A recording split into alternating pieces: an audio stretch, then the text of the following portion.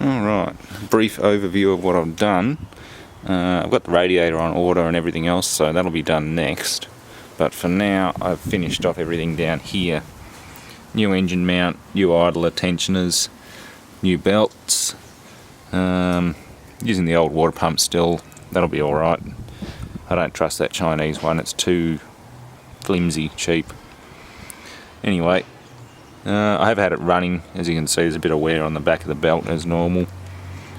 When I did get it running, it was way too dark to film, so I didn't bother, but we'll do a cold start now and just see how it goes.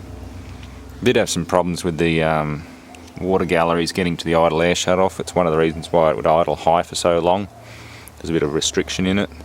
So I fixed all that up and it seems to come down to normal idle fairly quickly. But I don't like the way these fast idle. It's not very good for it. Or fast warm up, whatever you want to call it.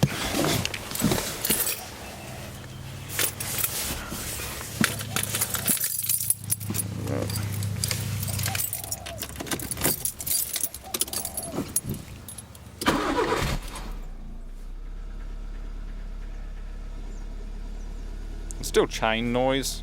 There's a bit of a rattle from the timing chain, that sort of thing.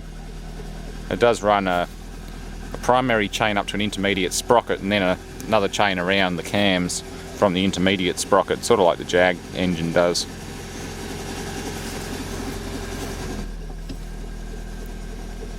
But seems happy enough.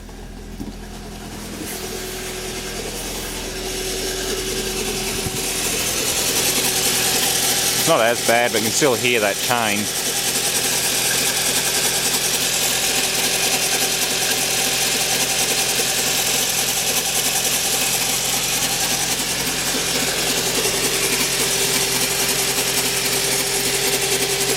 More water.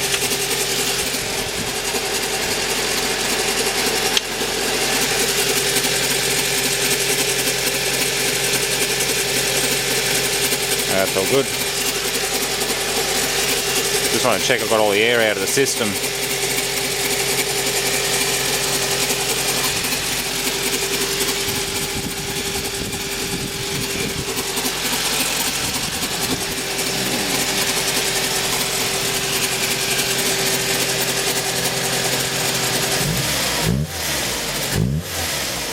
Sounds good with that inlet duct on it.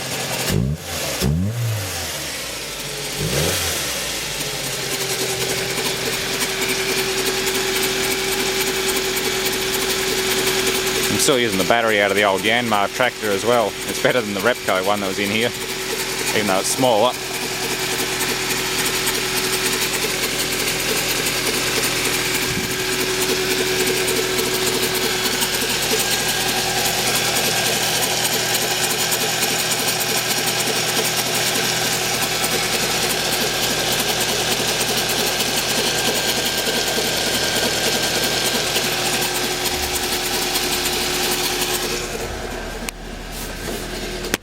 Oops. Yeah, idle speed's coming down a lot quicker than it did before. It'd take forever for the idle to come down because that little wax stat controller wasn't getting any hot water. And just sit there idling its head off when it was hot. And it just get hotter and call for fans and things even when you're not driving it. It wasn't particularly good for the old girl, but that sort of explains why the engine's got that baked look about it.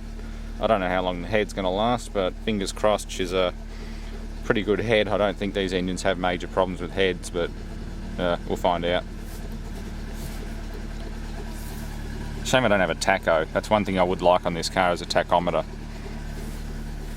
The instrument cluster is just a bolt-on assembly. They could have just made it a little bit bigger and put a tachometer on it. It's a bit of a cheap dick move by them, but oh well. Cheap car, you don't always get it. There's lots of different cars you don't get a tacho on. But a manual of all things, it'd be nice to have a tacho on it. Auto, not so much, but oh well, what do you do?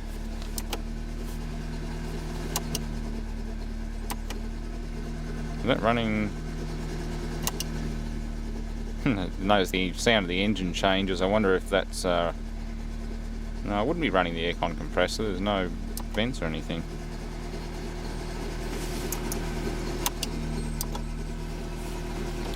that on. That almost stalls it. It's like missing high idle or something.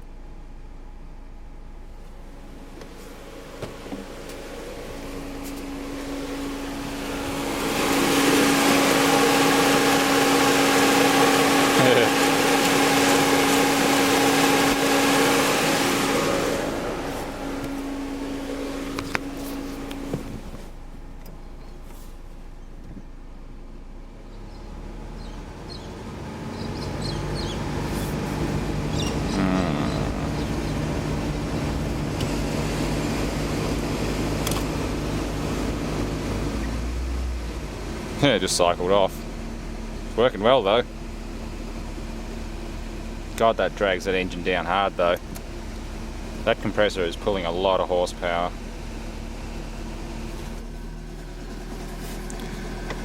Yeah, I don't think I'll be using the AC much in this.